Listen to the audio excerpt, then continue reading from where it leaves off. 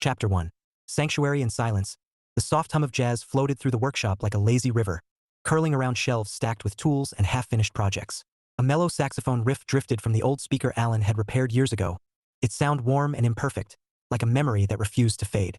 Alan Portman sat hunched over his workbench, a magnifying glass clipped to his glasses, his hands steady as he soldered a delicate connection on a circuit board. The faint scent of warm metal and flux mingled with the earthy smell of sawdust from a project he'd abandoned last week. A small fan hummed in the corner, pushing the air just enough to keep the heat from settling.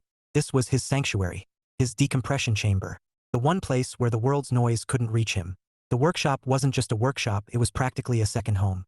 Years ago, Alan had added a kitchenette, a bathroom, and a cot tucked into a small alcove for those nights when fatigue outweighed the short walk to his bedroom.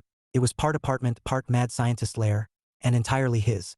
The walls were lined with pegboards holding tools in neat rows, bins of resistors and capacitors labeled in Alan's precise handwriting.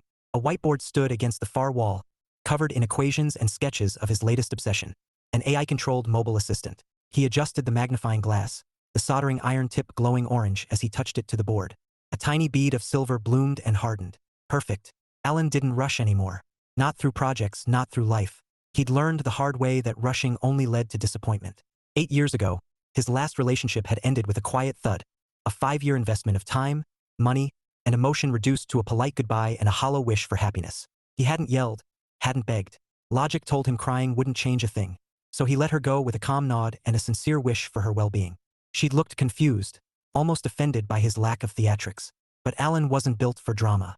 He was built for precision, for systems that made sense. After that, he stopped trying to prove himself. Someone would either like him as he was, or they could have a nice day elsewhere. The solder cooled. Alan set the iron aside and leaned back, rolling his shoulders.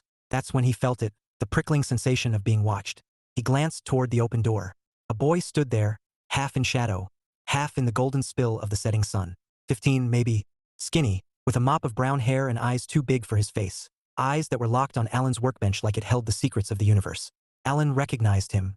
Jake, the kid from next door. He'd seen him mowing the lawn, tossing a basketball alone in the driveway. Quiet kid.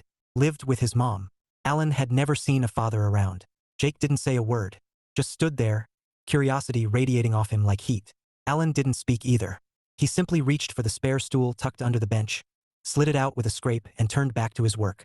The boy hesitated, then crossed the threshold and sat down, his movements careful, like he was afraid to break something. Silence settled between them, but it wasn't awkward. It was easy. Alan soldered another joint, the jazz saxophone crooning softly in the background. Out of the corner of his eye, he saw Jake leaning forward, studying every move like it was a magic trick. After a few minutes, Alan spoke, not looking up. His voice was calm, almost absent-minded. You ever solder before? Jake blinked, startled by the question. No. Alan nodded slightly, as if filing that away. It's like welding, but smaller. More precise. He tapped the circuit board gently with the iron. Heat, metal, connection. Simple.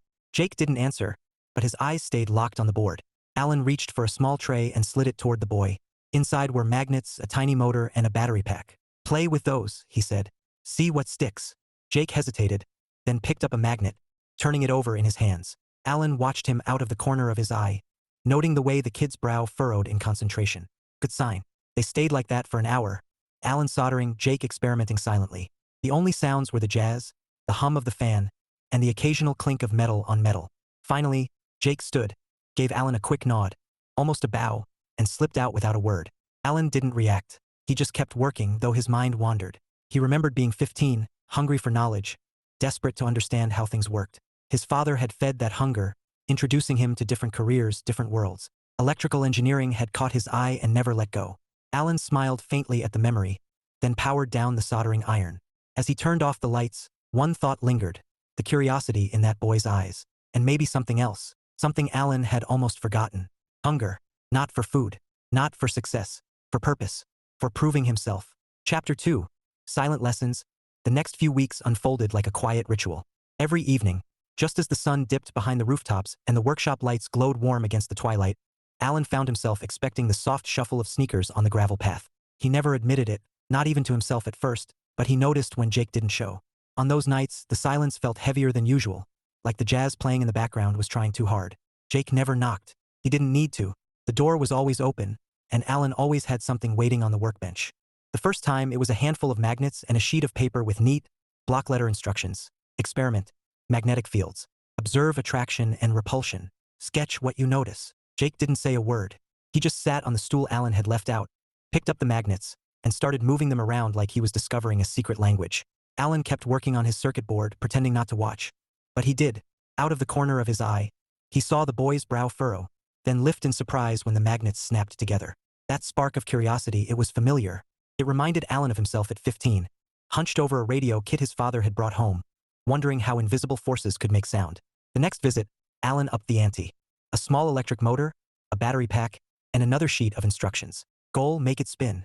Hint, polarity matters. Jake spent nearly an hour figuring it out. When the motor finally whirred to life, his grin was quick and bright, gone almost as fast as it appeared, like he didn't want Alan to see. Alan didn't comment. He just kept soldering, the faint curl of smoke rising from his iron, jazz humming low in the background. By the third week, Alan left out a soldering iron and a simple circuit board. This time, the instructions were longer, with diagrams. He wondered if Jake would hesitate. He didn't. The kid read every line twice, then started carefully, his hands steady for someone who'd never done this before. Alan felt a flicker of pride, not for himself, but for the boy's patience. Most kids his age wanted shortcuts. Jake wanted to learn. Neither of them spoke in the workshop. It wasn't awkward. It was peaceful, like they'd agreed without saying so that words weren't necessary here. The hum of tools, the scratch of pencil on paper, the occasional clink of metal, that was their language. One evening, as Alan adjusted a sensor on his AI prototype, he heard Jake push back the stool. The boy stood at the door, hesitating. For a second, Alan thought he'd just leave like always. Instead, Jake said, softly, "Thank you." 2 words, simple, but Alan heard more in them than gratitude. There was loneliness in that voice and fear and something else, something that sounded like hope. Alan didn't look up right away. He just nodded, pretending to focus on the wires in his hand. But inside, something shifted. He remembered being 15, hungry to prove himself, desperate for someone to notice. He remembered how much it mattered when his father did. When the door clicked shut behind Jake, Alan set down his tools and leaned back in his chair. The workshop smelled faintly of solder and coffee. Jazz played on, smooth and unbothered.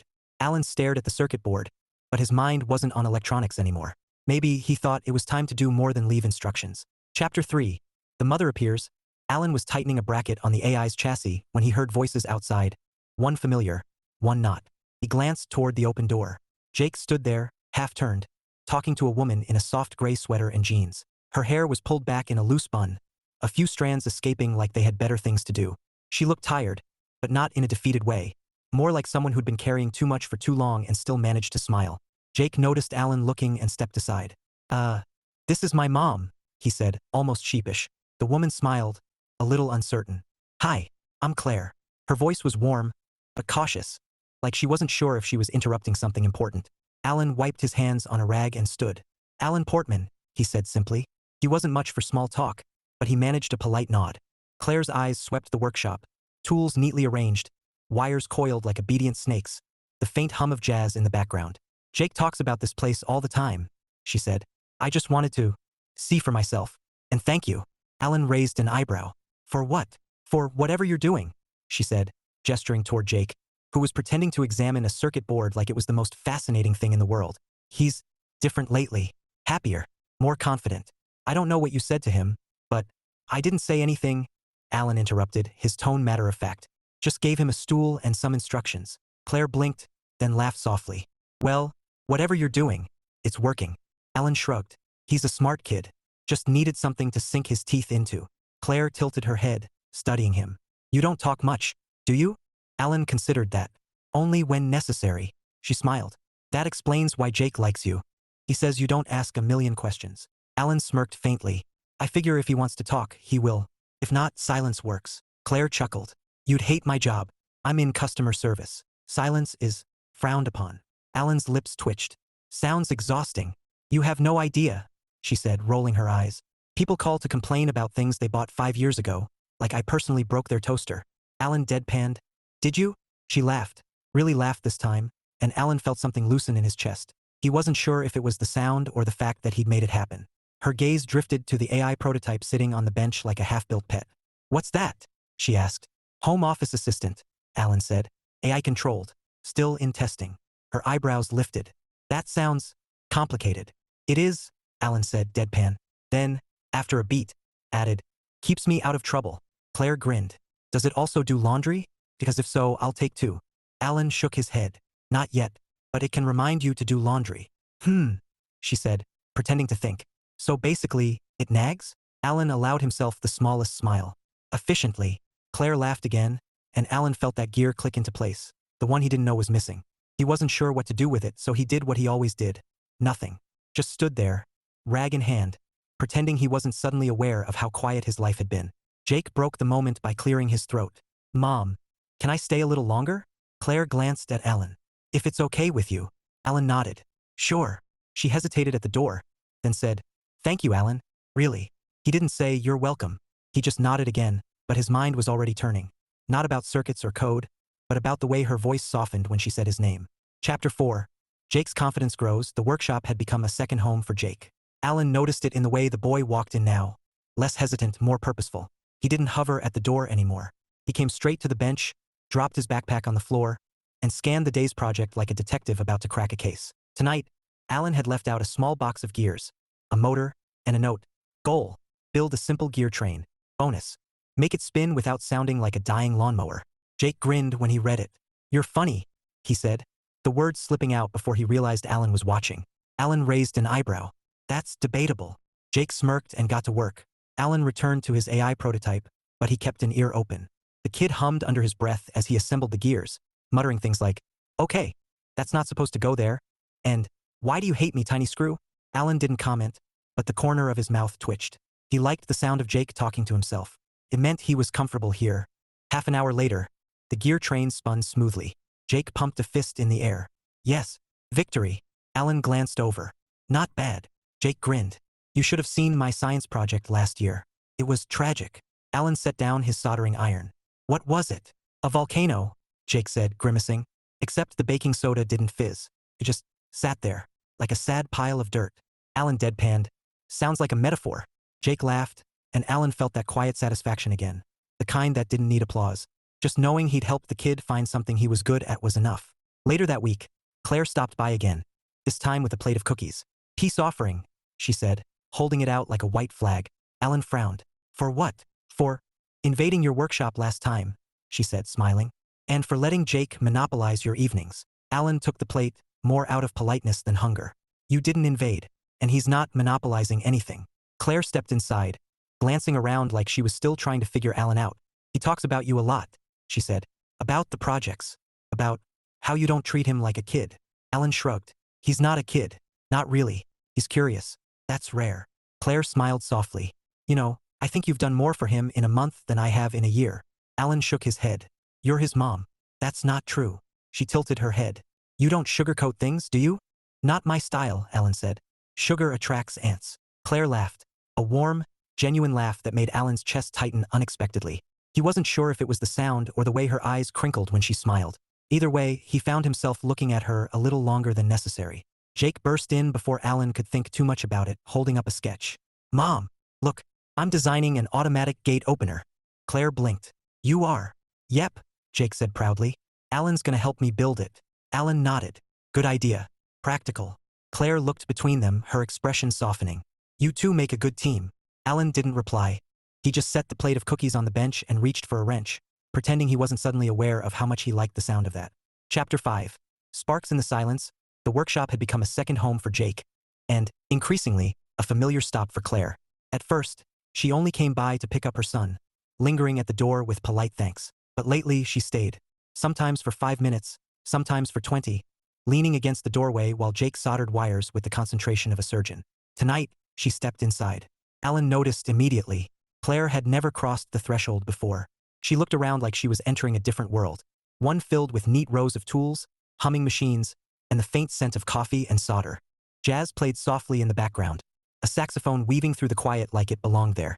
Jake's getting good at this, she said, watching her son attach a motor to a small frame. He talks about circuits now like I talk about grocery lists. Alan glanced up from his AI prototype. He's got patience. That's rare. Claire smiled. He didn't used to. He'd start something, get frustrated, and quit. Now he sticks with it. Alan shrugged. Engineering rewards persistence. She tilted her head. You sound like a teacher. I'm not, Alan said quickly. Just showing him things. Claire studied him for a moment. You're good at it. Alan didn't answer. Compliments made him uncomfortable. He focused on tightening a sensor bracket, but Claire wasn't done. So, she said lightly, is this what you do all day? Build robots and listen to jazz. Alan smirked faintly. Mostly. Sometimes I eat. She laughed, and Alan felt that now familiar shift in his chest. He liked the sound of her laugh, warm, unpretentious, like it didn't care who was listening. Seriously, she said, stepping closer to the workbench. Why engineering? Alan hesitated, then set down his screwdriver. My dad, he said. He used to bring home projects, radio kits, model engines. Said it was good to learn how things worked. I liked electricity. Invisible but powerful. Felt honest. Claire nodded slowly. Honest. I like that. What about you? Alan asked before he could stop himself. Why customer service? She laughed again, this time with a hint of irony. Because bills exist, and because I'm good at pretending people yelling about broken appliances don't ruin my day. Alan's lips twitched. Sounds like a superpower. Not really, she said. Just survival. For a moment, silence settled between them. Not awkward, but charged. Claire traced a finger along the edge of the workbench, her eyes on the AI prototype. Does it talk? She asked. Not yet, Alan said. Still working on voice integration. Good, she said with a grin. Last thing I need is a robot telling me to do laundry. Alan smirked. It would say it politely. Claire laughed, and Alan felt the gear click again. The one that had been turning slowly since the first time she smiled at him. He didn't know what to do with it, so he did what he always did. Nothing. Just picked up his screwdriver and pretended the world hadn't shifted. But when Claire brushed past him to check on Jake, her hand grazed his arm light, accidental, but enough to make Alan's pulse jump. He didn't look up. Neither did she, but they both felt it. Chapter 6. The neighborhood notices. Alan didn't notice the whispers at first. He wasn't the type to linger at mailboxes or chat over fences. But the neighborhood had its own rhythm. A hum of lawnmowers, barking dogs, and conversations that traveled faster than sound. And lately, Alan's name was in the mix. It started at the hardware store. Alan was picking up a pack of resistors when he overheard two men in the next aisle. Portman's got company these days, one said, voice low but not low enough. Company? The other replied. You mean the lady next door? Yep. Seen her car parked out front more than once. And the kid's always over there. About time, the second man chuckled. Guy's been living like a monk. Alan stared at the resistors in his hand, debating whether to correct them or let it slide. He chose silence. Easier that way. Besides, they weren't wrong. Claire had stopped by a few times. But it wasn't what they thought. Not yet. Back home, Alan found Jake in the workshop, hunched over the gate opener project. The kid looked up, grinning. Hey, Alan. Mom said she might bring cookies later. Alan raised an eyebrow. Cookies? Jake smirked. You know, neighborly gesture. Or maybe she just likes you. Alan gave him a flat look. Focus on your wiring. Jake laughed, clearly enjoying himself. You're blushing. I'm not, Alan said, deadpan, though his ears felt suspiciously warm. Later that evening, Claire did show up with cookies. Chocolate chip, still warm. Alan accepted them with a nod, trying not to look like a man who'd been ambushed by baked goods. Thought you could use a break, she said, setting the plate on the workbench. You've been helping Jake so much. It's the least I can do. Alan glanced at the cookies, then at her. You didn't have to. I wanted to, she said simply.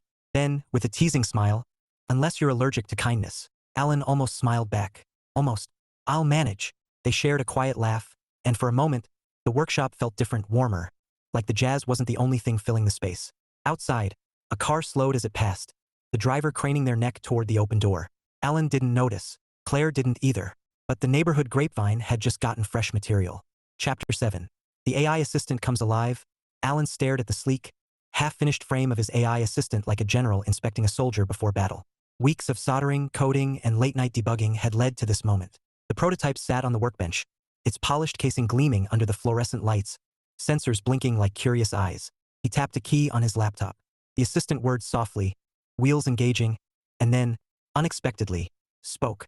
Hello, Alan. You look tired. Have you considered moisturizing? Alan froze. What? The AI's voice was smooth, cheerful, and just a little smug. Dry skin can age you prematurely. Would you like me to order lotion? Alan pinched the bridge of his nose. No. And stop analyzing my face. Noted. But hydration is important. He muttered something under his breath about algorithms and sarcasm, then adjusted the voice settings. The assistant rolled forward, bumping gently into his leg like a cat demanding attention. That was when Jake walked in, grinning. Whoa, it moves now. Alan nodded. It moves, talks, sometimes too much. Jake crouched down, eyes wide. Can it do tricks? Before Alan could answer, the AI chimed in. Define tricks. I can recite Shakespeare or remind you to floss. Jake burst out laughing. This thing's awesome. Alan sighed. It's supposed to manage office tasks, not critique my skincare routine. Jake smirked. Sounds like it's trying to manage you. Alan gave him a look, but before he could retort, another voice came from the doorway. Wow, Claire said, stepping inside. It's adorable. Alan blinked. Adorable? She nodded, smiling as the assistant rolled toward her like a polite but overeager puppy. Hello, Claire, it said. Alan has mentioned you. Frequently. Alan's head snapped up. What? Claire raised an eyebrow, amused. Frequently, huh? Alan glared at the AI. That's not. It's pulling random conversational data. Correction, the AI replied cheerfully. You said her name 12 times in the last week. Jake was doubled over, laughing so hard he nearly fell off the stool.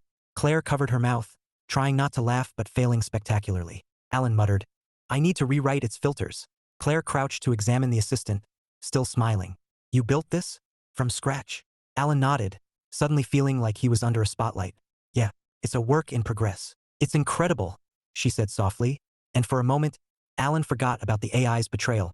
Her voice carried genuine admiration, and it hit him harder than he expected. The assistant, oblivious to human tension, added helpfully, Alan also searches for jazz playlists when thinking about you. Alan closed his eyes. Shut down. The AI chirped, acknowledged. But romance is statistically beneficial for mental health. Claire laughed again and Alan, despite his mortification, felt something warm bloom in his chest. Maybe the AI wasn't wrong. Chapter 8. A misunderstanding. Alan didn't notice the shift at first. Claire had been stopping by more often, sometimes with Jake, sometimes alone under the pretense of checking on the project. Their conversations had grown easier, even warm. Alan had started to look forward to them, though he'd never admit it out loud. Then suddenly, she wasn't around. 3 days passed without a visit. Jake still came, but Claire? Nothing. Alan told himself it didn't matter. He had work. He had his AI assistant to finish.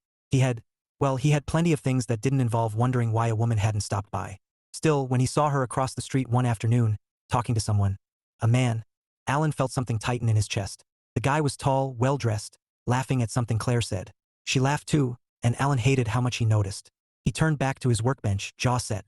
It wasn't his business. She could talk to whoever she wanted. He was just the neighbor who fixed circuits and didn't waste time with idle chatter. That was all. Except that night, when he powered up the AI prototype for a voice command test, the thing decided to betray him. Alan? The assistant chirped in its cheerful synthetic tone. You appear tense. Would you like me to play soothing music or draft a message to Claire? Alan froze. What? Drafting message? The AI said helpfully. Suggested text. Hey, saw you today. Hope you're doing well. Want to grab coffee? Alan lunged for the keyboard. Cancel. Cancel. Message queued. The AI replied. Sending. Alan yanked the power cord out like he was defusing a bomb. The screen went black. He stared at it, horrified. What have I created? He muttered. The next morning, Claire appeared at his door, arms crossed, expression unreadable. Alan's stomach dropped. Morning, he said, trying for casual. Jake's inside. I know, she said. I just wanted to ask about the message. Alan blinked. Message. Her eyebrow arched. The one that said you saw me and wanted coffee? Alan closed his eyes briefly. Right, that wasn't me. Claire tilted her head. So your robot is flirting now? Alan sighed. Apparently. For a second, she just stared at him.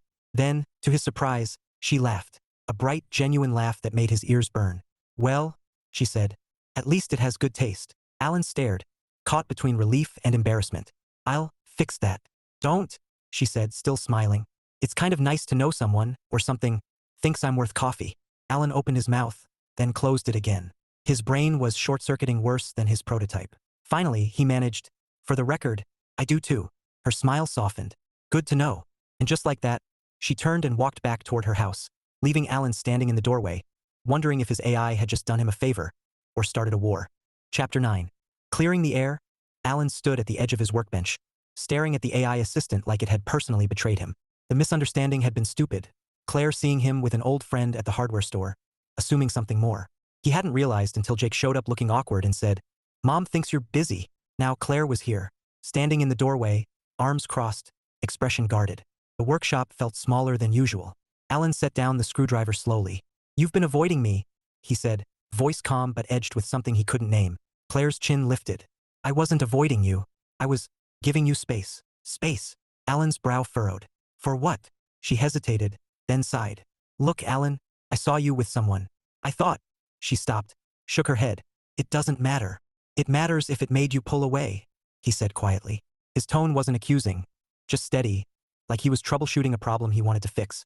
Claire looked at him for a long moment, then laughed softly, but it wasn't amused.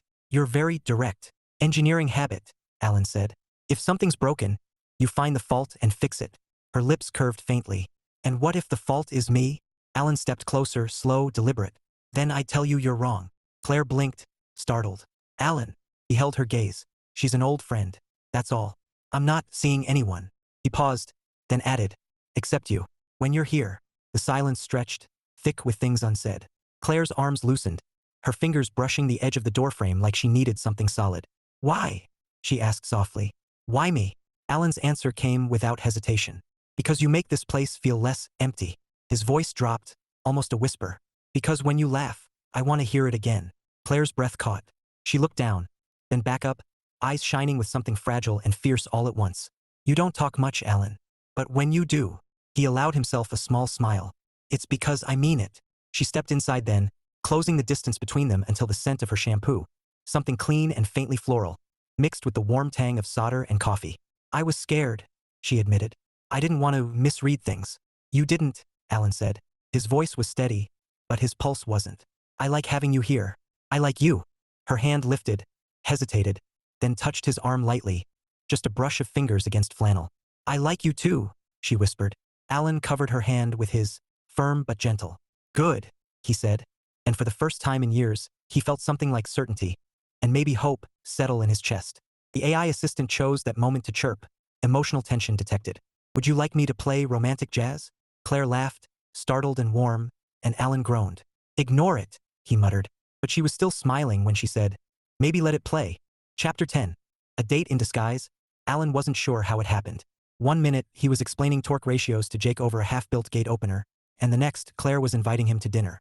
Just as thanks, she'd said, casual but not too casual, for helping Jake, and for everything. Alan had nodded like it was no big deal, but inside, his brain was running diagnostics on every possible interpretation. Dinner. At her house. Just thanks? Or, thanks with italics? Now he was standing on her porch, holding a bottle of wine he'd Googled 15 minutes before leaving. Good wine for people who know nothing about wine. He rang the bell and immediately regretted wearing the flannel shirt Jake had called his dad uniform. Too late now. Claire opened the door, and Alan's first coherent thought was, she looks different. Not in a dramatic way, just softer, like the day had finally let go of her. Her hair was down, curling slightly at the ends, and she wore a simple navy blouse that made her eyes look brighter. Hi, she said, smiling. Come in. Alan stepped inside, suddenly aware of how warm her house felt compared to his workshop. The scent of something savory drifted from the kitchen, garlic, herbs, maybe butter, comfort food. He held out the wine like a peace offering. I wasn't sure what you liked, he said. Claire took it with a grin. If it's drinkable, I like it. Alan relaxed a fraction. Then we're safe. Jake appeared from the hallway, grinning like he'd just hacked the universe. Hey, Alan. Nice shirt. Alan gave him a look. You picked it. Exactly, Jake said, and vanished before Alan could respond. Claire laughed softly. Ignore him. He's excited. Alan raised an eyebrow. Excited about dinner? Excited about playing matchmaker, she said, then froze. I mean, he just likes having you here. Alan's lips twitched. Noted. They moved to the dining room, where the table was set simply but neatly. Plates, glasses, a small vase with fresh flowers. Alan noticed the details, the effort. Felt intentional. Dinner started easy enough, roast chicken, vegetables, warm bread. Claire poured the wine, and Alan tried not to look like someone who only drank coffee and water. Conversation flowed better than he expected. She asked about his projects, he asked about her job. She told a story about a customer who tried to return a toaster because it burned bread too aggressively. Alan deadpanned. Sounds like a toaster doing its job. Claire laughed, shaking her head.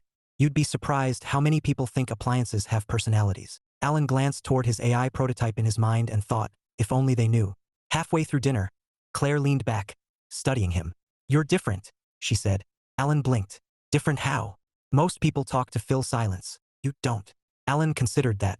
Silence isn't a problem for me. I noticed, she said softly. It's nice. For a moment, the air shifted.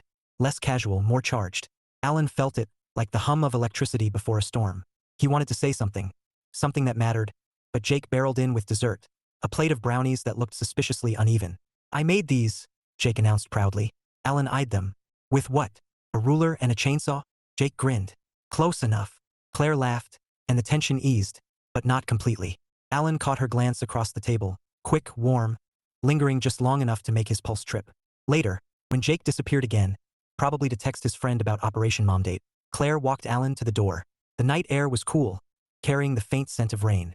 Thanks for coming, she said. Alan nodded. Thanks for inviting me. She hesitated, then smiled. Next time, maybe you cook. Alan smirked. Fair warning. I own more soldering irons than frying pans. Then I'll bring the fire extinguisher, she said and laughed. A sound Alan wanted to hear again and again. He left with that laugh in his head and the quiet certainty that this wasn't just thanks. It was something more, something worth staying for. Chapter 10. A date in disguise. Claire called it just dinner. Alan suspected otherwise the moment he saw the table. Candles, not the scented kind, but the kind that flickered like they had a secret. A bottle of wine breathing in the corner. Plates that matched. Alan stood in the doorway holding a small box of chocolates because he'd panicked at the grocery store and decided that was safe. You didn't have to bring anything? Claire said, smiling as she took the box. I didn't have to come either, Alan replied deadpan. But here we are. She laughed, shaking her head. You're impossible. Efficient, Alan corrected, stepping inside. Dinner was simple, roast chicken, vegetables, warm bread, but Alan noticed the details. The way Claire poured his wine first. The way she asked about his project without sounding like she was just filling silence. He answered honestly, even when the AI's quirks made her laugh so hard she nearly spilled her drink. Jake popped in halfway through, grabbed a roll, and vanished with a grin that said he knew exactly what was happening. Alan pretended not to notice. After dinner, Claire carried 2 mugs of coffee to the couch. You can sit, you know, she teased when Alan hovered like a man unsure of furniture etiquette.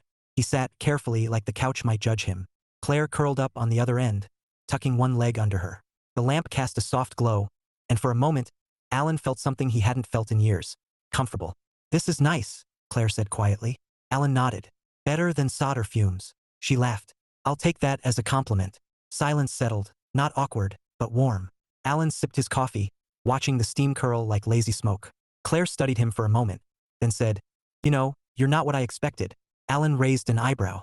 What did you expect? I don't know, she admitted. Someone grumpy. Or closed off. Alan considered that. I am closed off. Not as much as you think, she said softly. He looked at her then, really looked. The way her eyes caught the light, the way her smile lingered like it had nowhere else to be. Something in his chest shifted, slow and certain. I'm not good at this, he said finally. Claire tilted her head. At what? Talking. Feeling. Whatever this is. She smiled gently. You're doing fine. Alan set his mug down, fingers brushing hers by accident, or maybe not. She didn't pull away. Neither did he. For a long moment, they just sat there, the quiet stretching like a soft blanket. Jazz wasn't playing, but Alan swore he could hear it anyway. Chapter 11. The gate opener reveal. Saturday morning smelled like fresh-cut grass and possibility. Alan stood in Claire's driveway, hands in his pockets, watching Jake wrestle with a stubborn bolt on the automatic gate opener.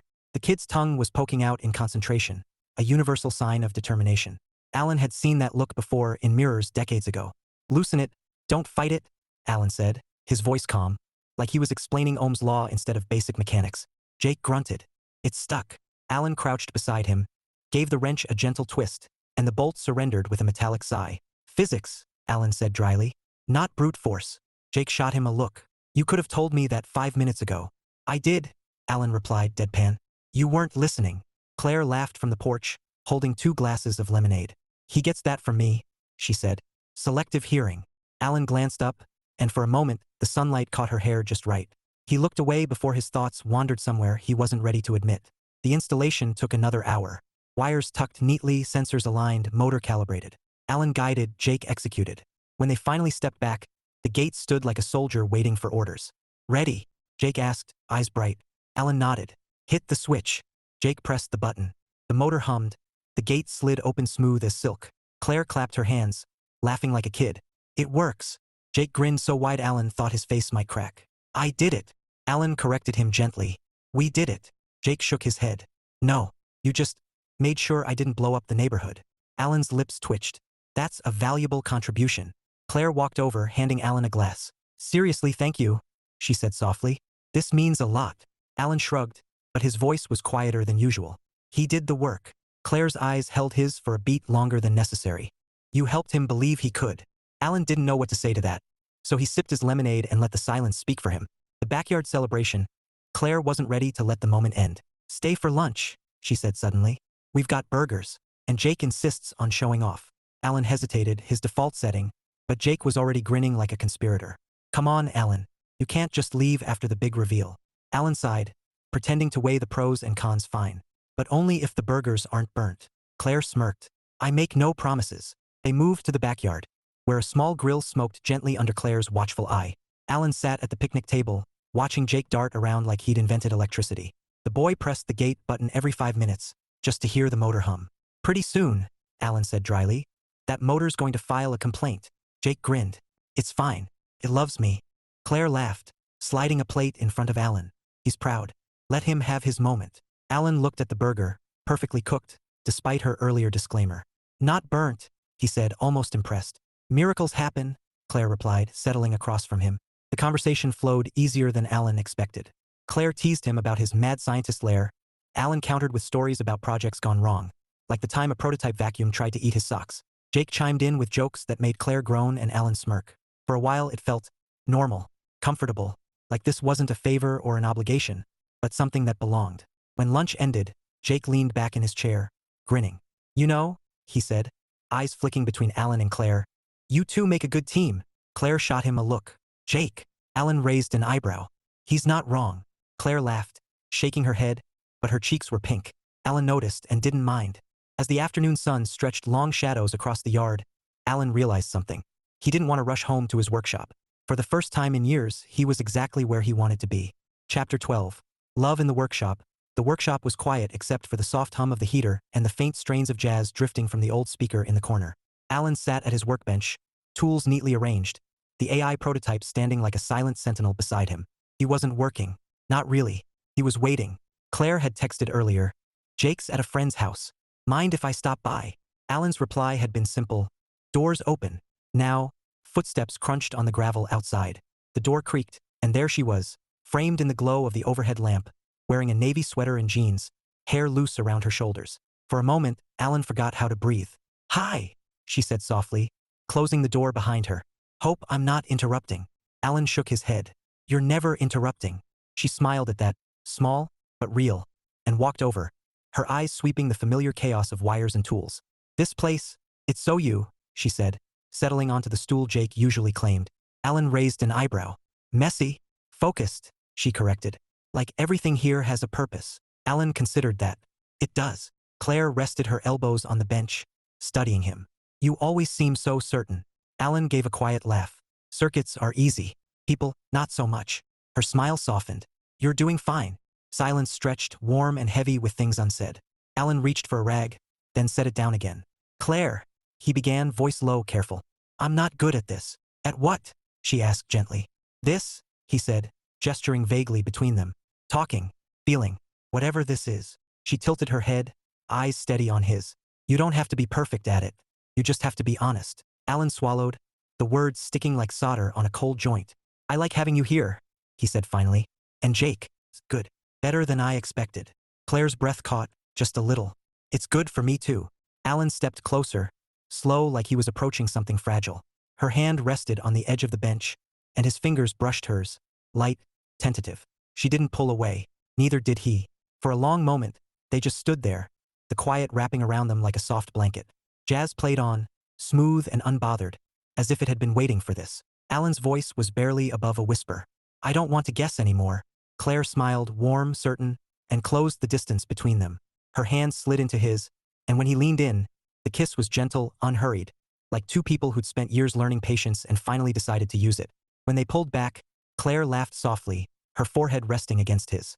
"You know," she murmured, "for someone who says he's not good at this, you're doing pretty well." Alan's lips curved, small but real. "Efficient," he said. She laughed again, and Alan thought maybe, just maybe, this was the best project he'd never planned. Chapter 13. Epilogue, the best project.